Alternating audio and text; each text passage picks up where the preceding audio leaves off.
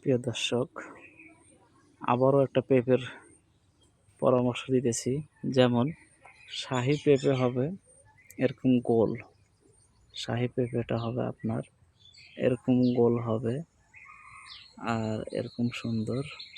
এটা হলো শাহী জাত। শাহী জাত যেটা আমরা চারা দিচ্ছি, এই পেঁপের বীজ নিয়ে আমরা চারা দেব। যেটা একটা গাছে এতগুলা পেঁপে আছে, একটা দুইটা, এগুলা কিন্তু আমরা বীজ নিব না। এটা বীজ নিব না। এটা বড় হলে এটাও নিব, এটা নিব, এটা নিব। এরকম যতগুলো আছে ধরন পেঁপের সাইজ, এরকম সাইজ দেখে আমরা বেছে নিব।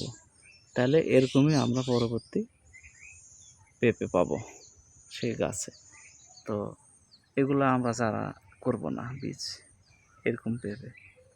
এরকম পেঁপে দেখে বাছাই করে করে আমরা বীজ নেব। এরকম সুন্দর সাইজ শাহী জাতের পেঁপে চারা নিতে চাইলে আমাদের কাছে চারা হচ্ছে, নিতে পারেন। চলুন চারা দেখাচ্ছি। আমরা চারা করানো শুরু করছি, আস্তে আস্তে চারা হচ্ছে আমাদের।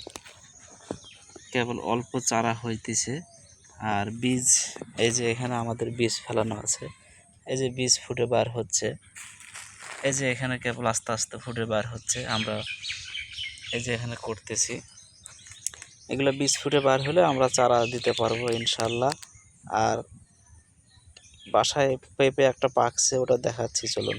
প্রিয় দর্শক, এই যে এটা এরকম পেঁপে থেকে আমরা বীজ নিচ্ছি, এই পেঁপেগুলোর থেকে আমরা বীজ নিচ্ছি, নিয়ে চারা করতেছি। এই যে গোল, এই যে এগুলা পাকতেছে, এগুলো নিয়ে আমরা বীজ নিয়ে চারা করতেছি। চারা লাগলে আপনারা যোগাযোগ করবেন।